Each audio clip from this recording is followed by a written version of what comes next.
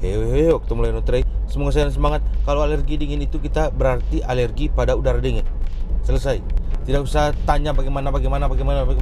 Tapi yang penting pakai masker, pakai jaket, naik motor pakai pelindung dada, pakai selendang, jangan keluar malam, jangan minum es, jangan kena debu, polusi udara, asap. Jadi perhatikan diri sendirilah. Tidak semua mesti ke dokter juga. Tapi kalau misalnya sudah mengganggu aktivitas sehari-hari, baru ke dokter. Jangan begini, baru 5 menit sudah gatal-gatal sedikit di jari, langsung datang ke dokter. Tidak juga. Ya, perhatikan diri sendirilah. Kalau bukan kita yang jaga kesehatan, siapa lagi?